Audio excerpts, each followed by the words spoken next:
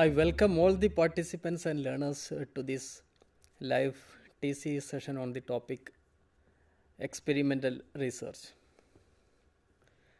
This session will be discussing about the concept of experimental research, the steps that needs to be followed when undertaking any experimental research, and we will also in a detailed manner will discuss about the various experimental designs, which is going to be one of the major ideas that every scholars, all the researchers needs to be taken care of.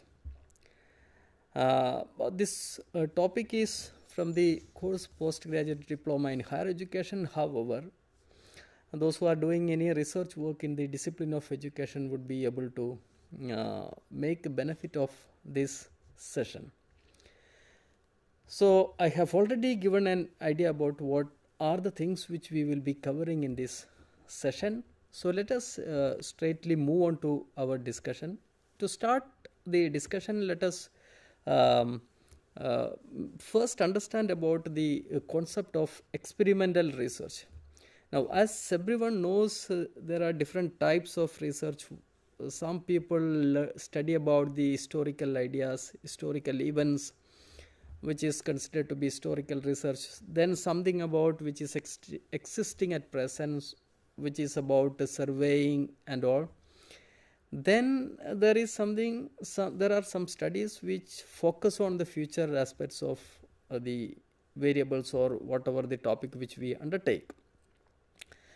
So experimental research is something which we are working on the future, maybe we can get activities, how it is going to affect a system. So let us have a kind of something which is before then we do an experiment, then we will see its outcomes. So if that is the case, as you see on the slide, you can see it is written as experimental research is a systematic and scientific approach to research in which the researcher manipulates one or more independent variables to observe their effect on a dependent variable while controlling the other variables. So what is happening in an experimental research? You will have, like in any other research, we will have couple of variables, or we call it as like an independent variable. We will see when we manipulate that independent variable, how it is going to affect the dependent variable. So basically this is what is happening in an experimental research. You will have a variable, you will experiment that variable, or you will manipulate that variable and see how it is affecting the dependent variable. Let me give you a very simple example. Let us take one of the maybe this is one of the area which is also researched in a big way, like use of technology in the teaching learning process. So like now if it is the AI based teaching method, suppose a teacher uses a AI based teaching method, and now that teacher will see, or the researcher will see, how it is going to improve the academic achievement of the student. So here the AI based teaching method, artificial intelligence based teaching method, is going to be the independent variable that will be applied, that will be experimented, or the teacher will take a class using the AI based teaching material. Then the teacher will see, or the researcher will see whether the academic achievement of the students are going to be improving or it is improved. So that's why it is kept it as very simple, a scientific approach where the researcher manipulates the independent variable and see its effect on the dependent variable. But then there are other variables also which will of course impact the research or the dependent variable. So sometimes we control in different ways. So that's what the experimental research is about. Now why we have to do that? Just as you see on the slide, the primary goal of experimental research is to determine the cause effect relationship between variables. So very simple, we are seeing what causes so and so phenomena, so and so effect. So that is the primary goal of experimental research.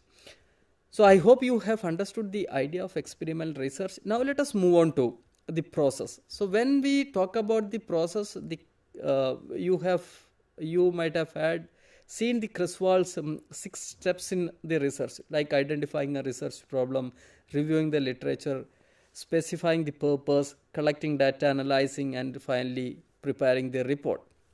So let us just take this to the experimental research. Then if that is the case, you will see again that step is repeated here. Identifying the research problem, review the literature, formulate hypothesis, now select participants and the experimental design, which is one point which you have to keep in mind. At this point you have to select the experimental design. Now once we have the experimental design, then as I said, we have to manipulate the independent variable. So that is going to be the next step, manipulate the independent variable. Then collect data. Once you have done the manipulation of the variable, you have to have some data with you. So collect the data, then the rest of the steps follows, like analyze your data, analyze the result, find out your results of the study, interpret your results, then finally bring the report of your research work. So this is in brief these steps, which is nothing different from the other researches. Here also we start with identify the problem, then do the review, then design, select your design, collect the data, then analyze and come out with your findings and report it. This remains the same. So when we talk about the steps, you might have seen as the fourth point here, you have to decide on the experimental design also. As you see on the slide, the fourth point is about deciding your experimental design. So we will talk a little more in detail about the experimental designs, what it is. Now before that, let me also bring you some idea about the different characteristics which also you should be aware about. Let me take you quickly through the characteristics. One is the random assignment, as you see on the slide. Like, what does that mean? See, in experimental studies, we will have an experimental group and a control group. So how you will bring samples to that two groups, experimental or control group. It is not necessary to be both experimental and control group in all the time. There can have only experimental group at times. Then how we will be selecting samples to these groups? So that is through usually a random assignment, which is something like the random selection. You select randomly the students and assign them or put them into experimental and control groups. This is one. You control the extraneous variables. See, there are many variables, as I said, which would affect your dependent variable. We are seeing the effect of independent variable on the dependent variable. But then apart from the independent variable and dependent variable, there can have some variables which would necessarily impact your dependent variable. Such variables are called extraneous variables. So we have to control such variables. So this is also going to be one of the characteristics of experimental research. Next, the manipulation of the treatment conditions or independent variables. Outcome measures, of course, when we manipulate the independent variable, we will see its impact on the dependent variable. So we have to measure that. Then group comparison, as I said, there are many a times two groups, one the control group and the experimental group. So there will be group comparisons taking place to see the effect of independent variable on the dependent variable. Then there can have various other factors which will impact the result of your study, which will act as threats to your validity. So that also needs to be taken care of. So in general, these are some of the major characteristics an experimental research would be carrying. I hope this is also you have understood what we were discussing. Now let us move on to the experimental design. What is an experimental design? Let us first see a simple definition for that, as pointed out by Best and Can in his 2006 edition. He says this is the blueprint of the procedures that enable the researchers to test hypotheses by reaching valid conclusions about the relationship between independent and dependent variable. So it is nothing but this is a blueprint of your procedure, how we are going to carry out the experiment. In experimental research, like the basic idea is we will be carrying out a research experiment. So you will manipulate the independent variables, some testing, some procedures, some variables, etc. So how you are going to do that? You should have a blueprint, a plan of that. That plan is what in brief the what we call the experimental design. Now let us see what are the major experimental designs.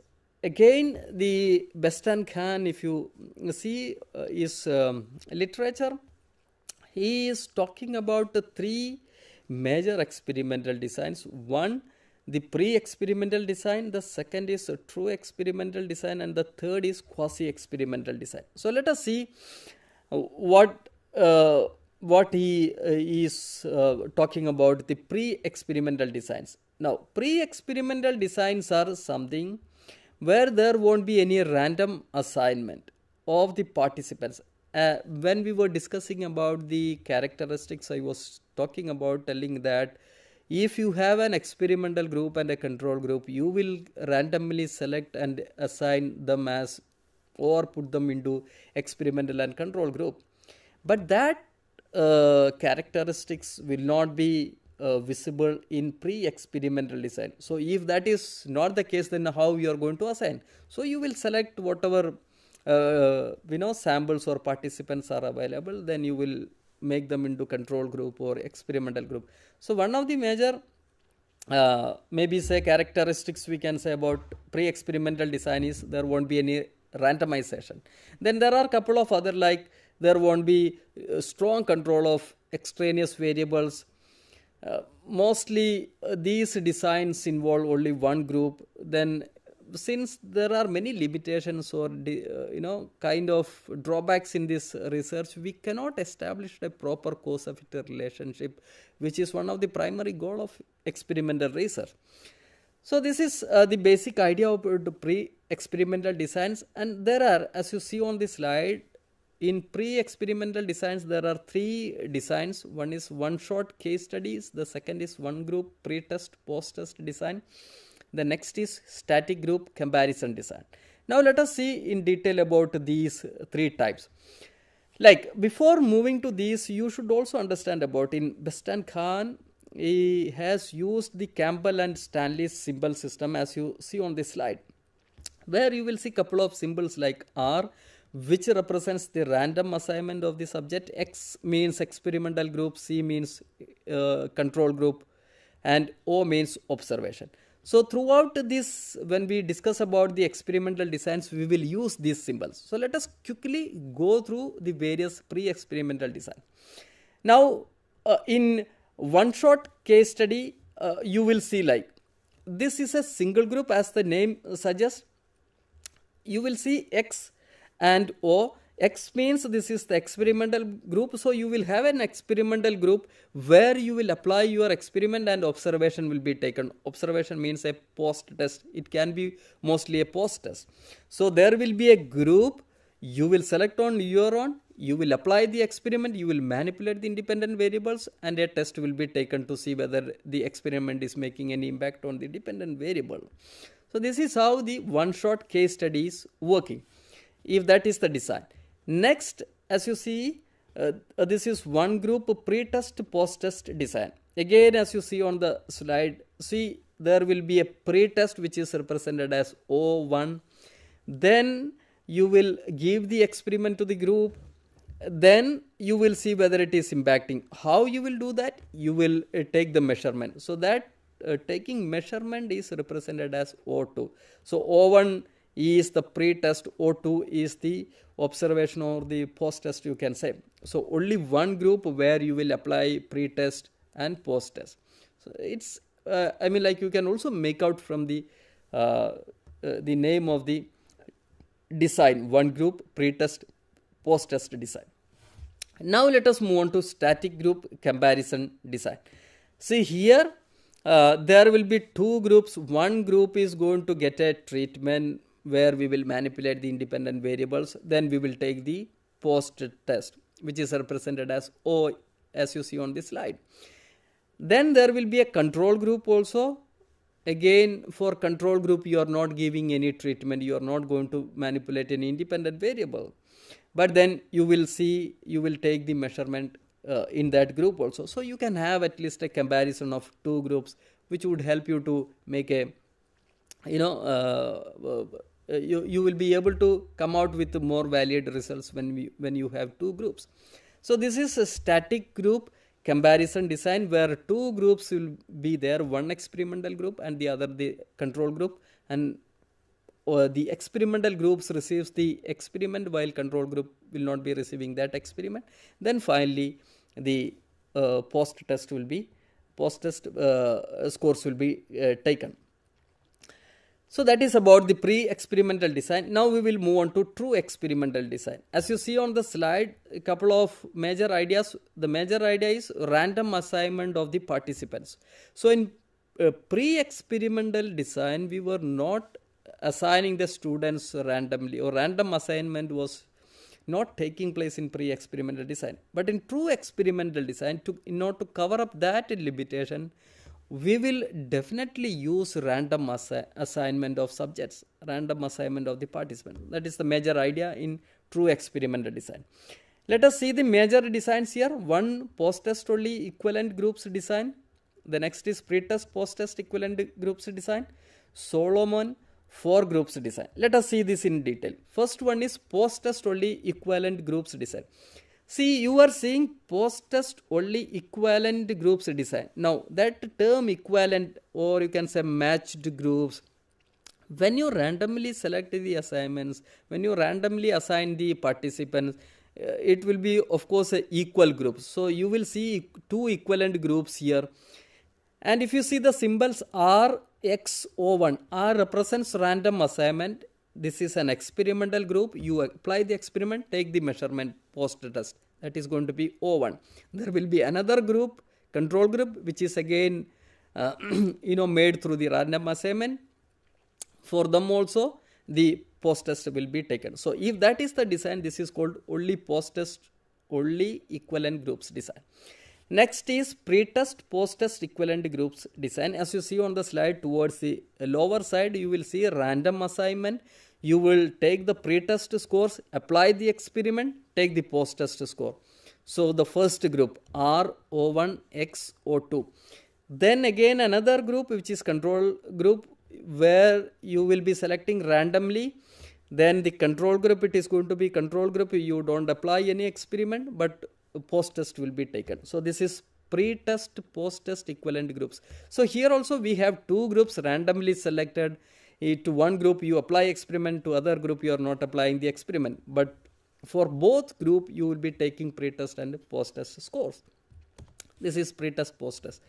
Now there is another which is the Solomon 4 group design.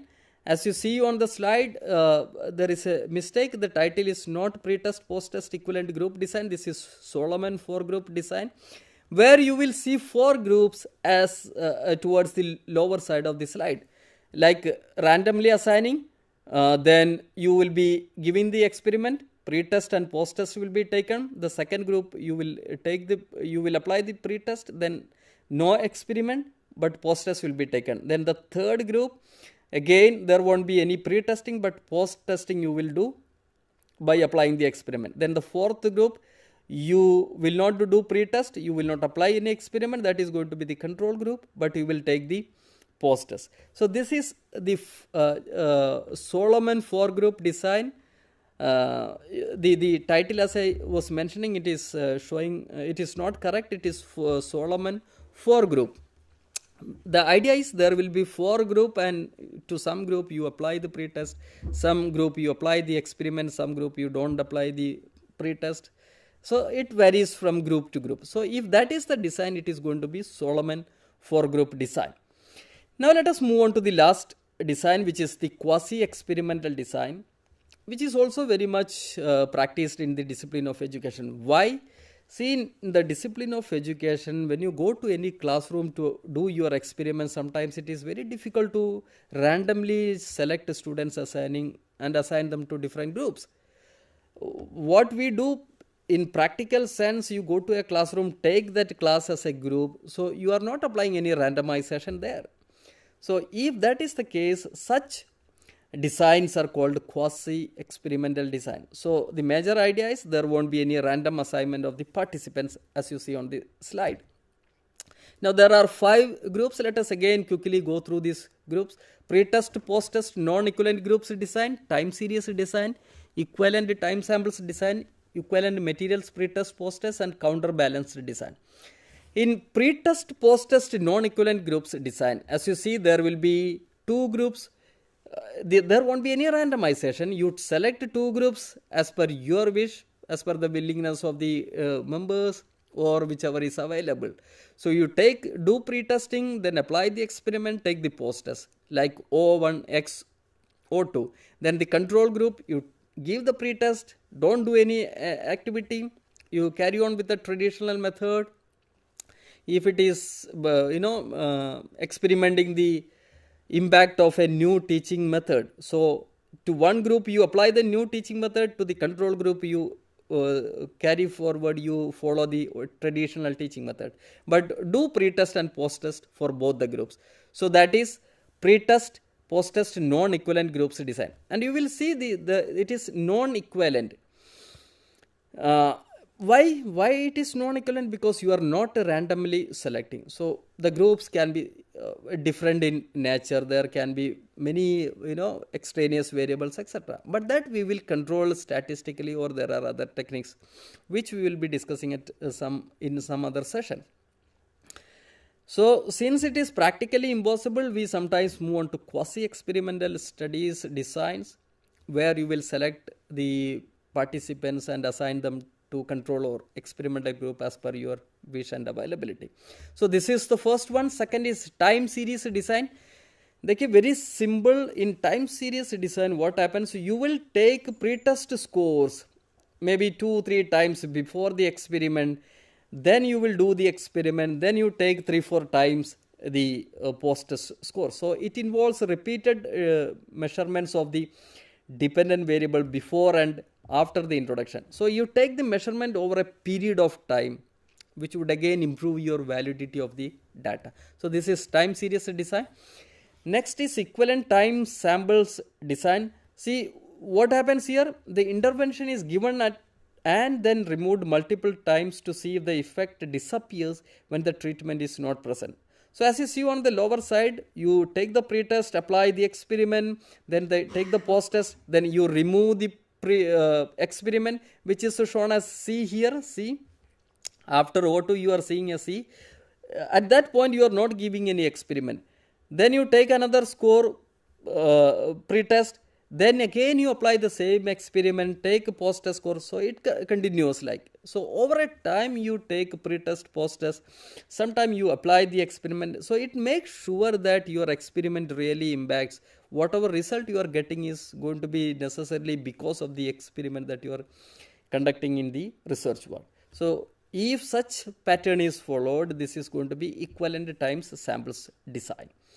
Now let us move on to the equivalent materials pre-test, post-test design. Now here what happens, you apply 2 experiments which are similar in nature. The aim is to control the difference in content difficulty by using different but equivalent materials. So as the name suggests, the materials are going to be similar in nature, maybe content wise or learning objectives wise, but there will be little difference. 2 different materials but equivalent in nature. Now you apply first material, before that take the pre-test, then apply the material, do your experiment, take the post-test. Then the second material, which is a little different from the first material but almost the same, then again pre-test and post-test. So different materials, equivalent materials applied at different times, but doing the pre-test and post-test, taking the pre-test and post-test. So if that is the style or pattern used, it is going to be equivalent materials pre-test, post-test design. Now, this is the last one, counterbalanced design. Now, what happens here? The key participants experience multiple conditions but in different sequences. So you have couple of experiments, but then you apply it in different time intervals. Like as you see on the slide, pre-test, then X1 group, A group, B, C, D. For the second, you take the pre-test, then for that you apply in a different series like B, D, A, C. So you keep on changing the order, give multiple conditions but in different sequence. So if such a design is used, such designs are called counterbalanced designs. So with this I would wind up this session. I have tried to give you some of the experimental designs. Even there are many other experimental designs also. We have seen couple of them, and I hope you have understood these designs which we have discussed today.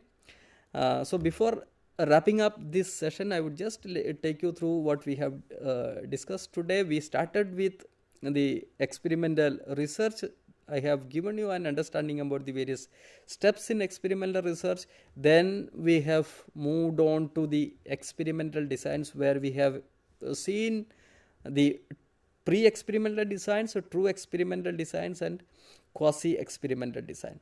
So I would request everyone, when you undertake any studies which are experimental in nature, to keep all these ideas in your mind, so that you will be able to come out with good, valid results in your experimental studies.